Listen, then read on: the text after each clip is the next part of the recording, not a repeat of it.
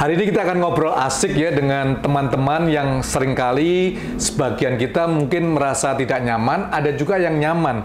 Kalau kita di ruang publik, mungkin sedang capek atau di ruang makan, tiba-tiba ada orang yang datang menghibur dengan gitar, dengan alat-alat musik lainnya. Biasanya mereka mengamen di ruang-ruang publik dan mereka sebenarnya adalah orang-orang yang ingin membuat kehidupan Anda dan saya bahagia, termasuk mereka juga. Dan hari ini saya berada di markas daripada IMJ, Institut Musik Jalanan, bersama dengan founder yang sangat keren, namanya cukup viral, yaitu Mas Andi Malewa. Mas, apa kabar Mas? Sehat, Pak. Ini luar biasa sekali nih Mas, waktunya ya. Thank you banget nih. Sama-sama, terima kasih udah main, udah mampir ke Institut Musik Jalanan nih. Ini keren banget ya kalau kita ngelihat Mas Andi, teman-teman yang dibina, dilatih oleh Mas Andi bersama dengan teman-teman di IMJ ini ya. Bisa cerita sedikit nggak pengalaman Mas Andi sendiri? Udah berapa tahun berada di jalanan, Mas?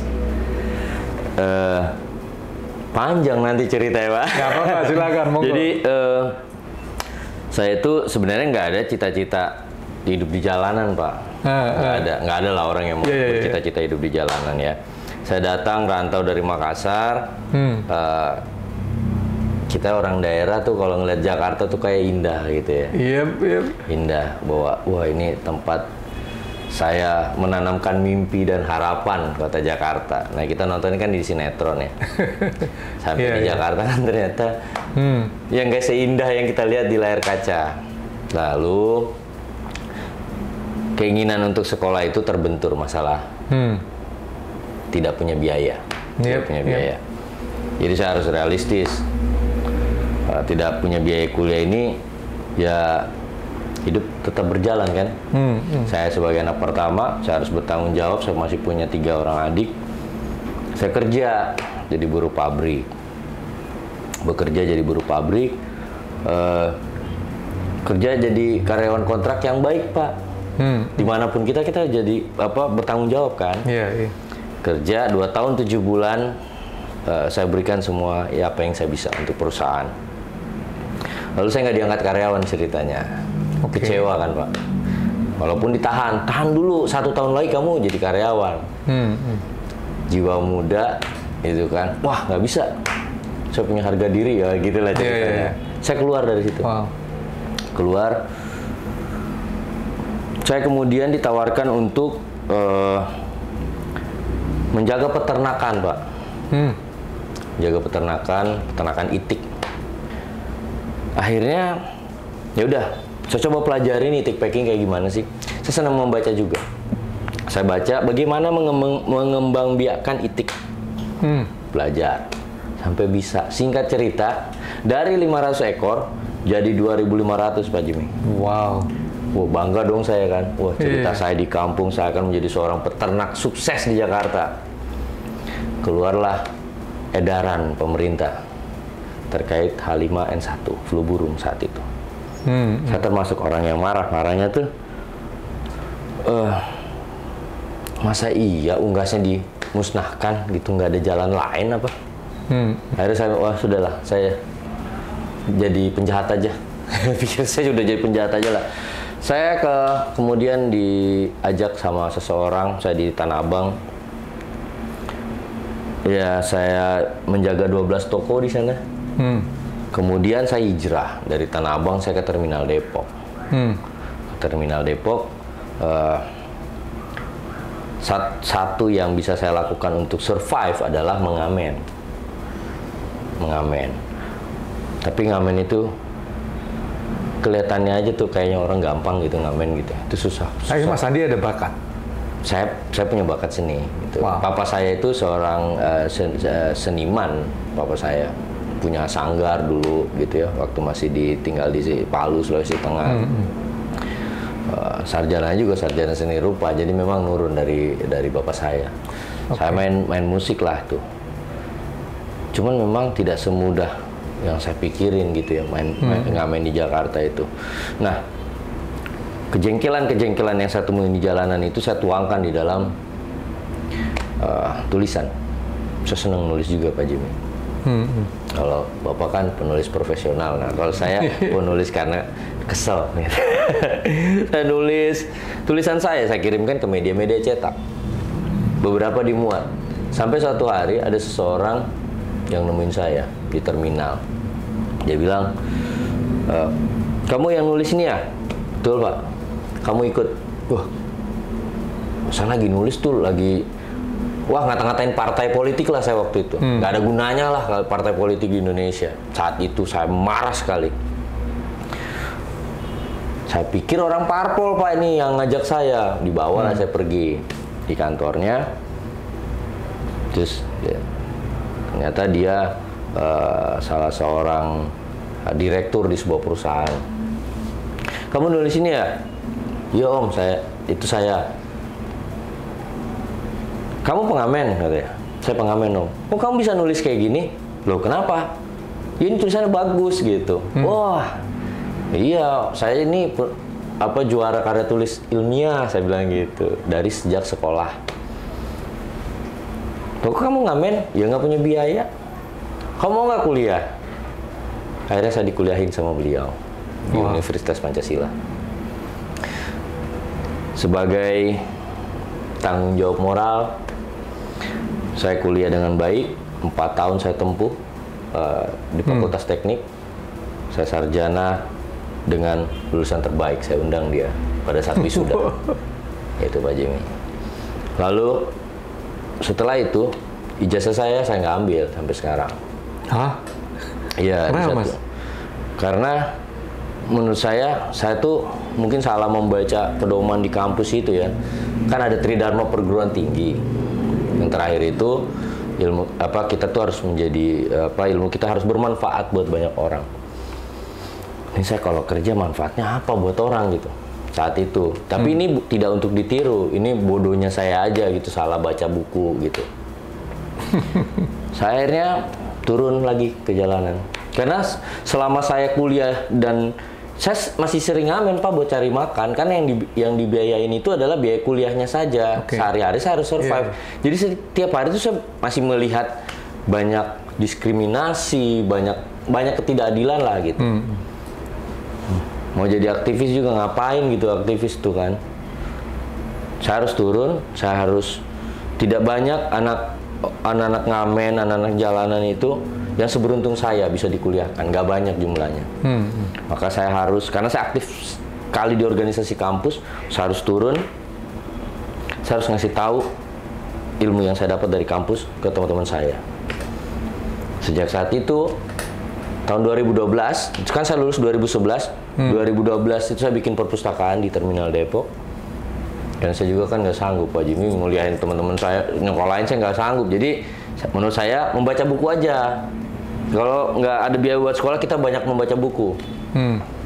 Buku ya saya ambil dapat dari teman-teman di media sosial. Buku-buku di rumah kirim gitu kan. Jadilah itu perpustakaan. Pada saat yang sama di tahun 2012 itu lahirlah Perda nomor berapa ya? Saya lupa nomor tahun 2012 Perda nomor tentang larangan mengamen Pak. Saya berpikir kenapa orang dilarang mengamen? Wah, ada yang salah nih. Lalu ketika saya teliti peraturan daerah itu, ya itulah saya baru tahu bahwa musisi jalanan itu masuk dalam 18 butir penyandang masalah kesejahteraan sosial. Pengamen itu setara pengemis, disetarakan sama preman, gelandangan, orang dengan gangguan jiwa, ya saya nggak terima. Nah, masa saya sama setara dengan orang dengan gangguan jiwa? Enggak lah. Siapa sih ini yang bikin peraturan daerahnya? Gitu ceritanya. Iya. Banyak keributan yang terjadi antara Pol PP sebagai penegak peraturan daerah dan pengamen. Mulai saat itu saya akhirnya melawan, saya ke DPRD. Saya mau rapat dengar pendapat. Bagaimana sih kalian bisa merumuskan peraturan daerah sekonyol ini?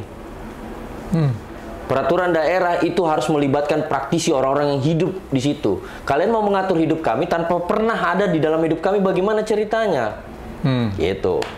Masih muda pada saat itu. Wah, berapi-api. Saya bilang semua fraksi duduk di situ, saya sendiri. Gitu. Ternyata nggak ngerti. Yang saya ngomong apa, dia ngomong apa. Saya bilang nggak level nih lawan saya nih. Saya harus naik ke DPR RI, ke Komisi 10. Di DPR RI, dengan gagahnya tuh ada satu orang anggota dewan. Mas, kamu ini dari tadi protes soal pengamen. Kamu itu lihat di luar negeri sana. Pengamennya keren-keren, rapi-rapi. Wah. Lihat Pak, iya saya waktu ke Eropa tuh lihat mereka keren-keren. Main musiknya bagus sekali. Saya dengerin dia bicara, lalu saya tanya.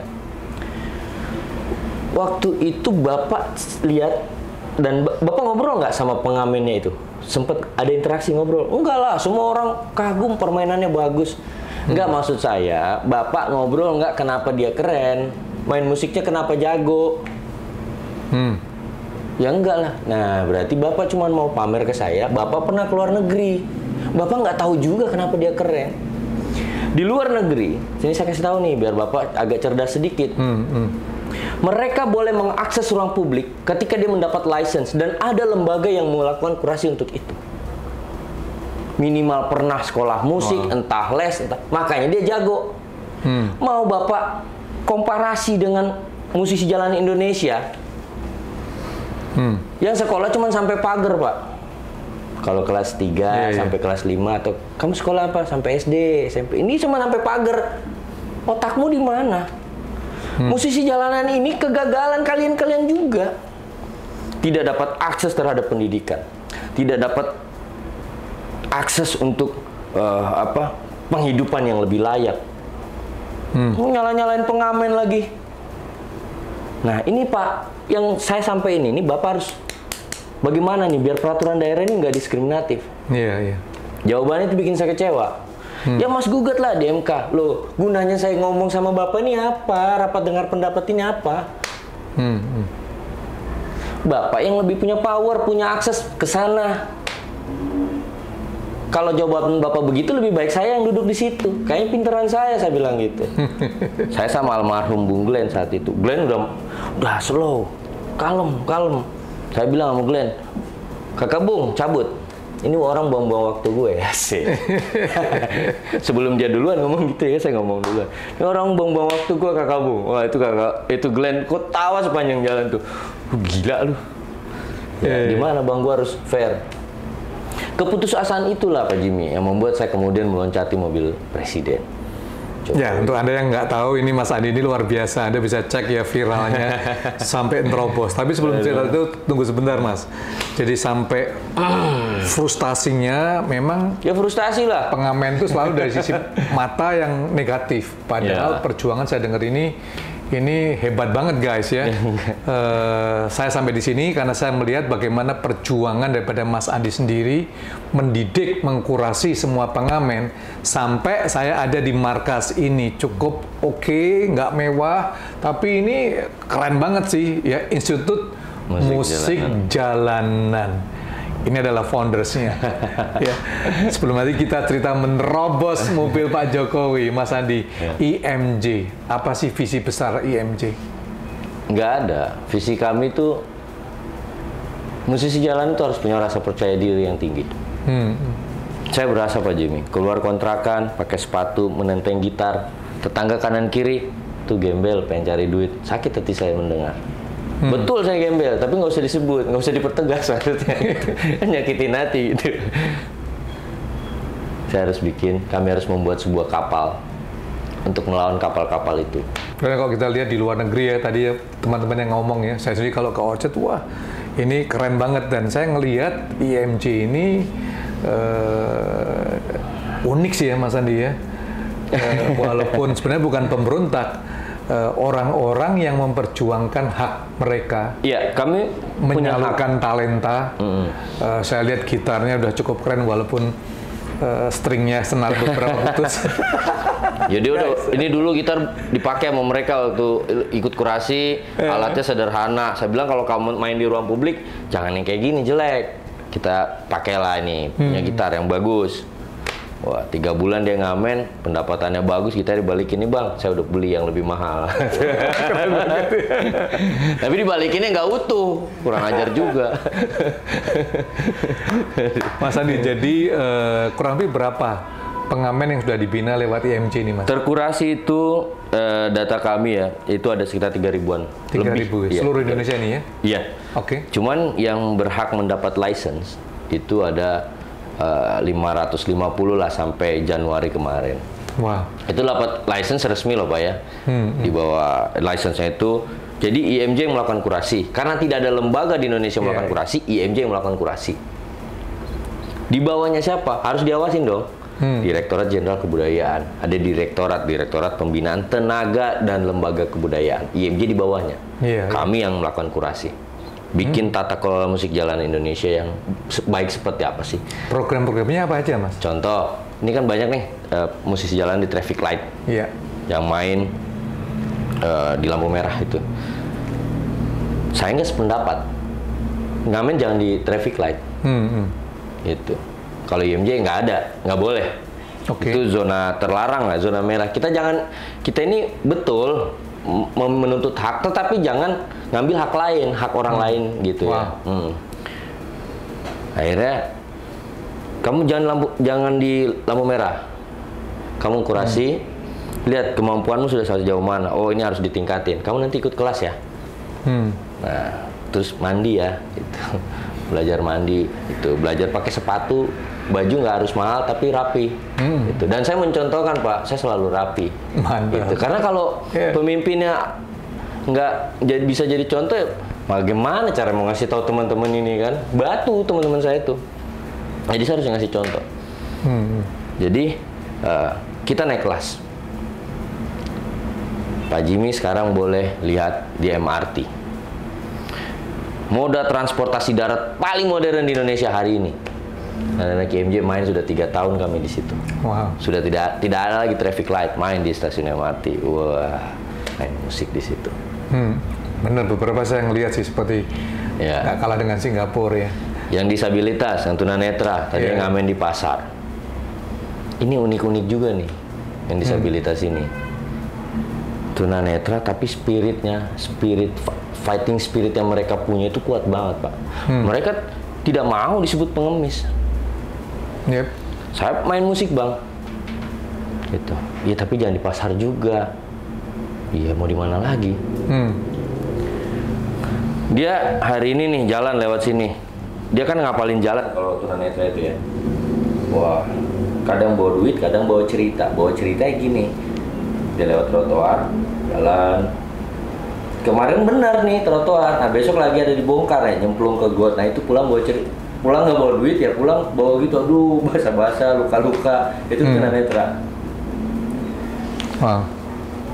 Akhirnya saya kumpulin semua nih teman-teman yang ngamen-ngamen di pintu-pintu stasiun di semua area komuter lain. Men, kumpul bikin grup main musik secara berkelompok. Nanti kita minta akses untuk main di atrium-atriumnya mall. Saya bilang sama pihak mall, Anda tidak usah membayar. Biasanya kan mall membayar untuk musisi reguler kan, cuma dapat 2 jam, dia keluar duit lumayan. IMJ main 4 jam, kuat Mas Andi.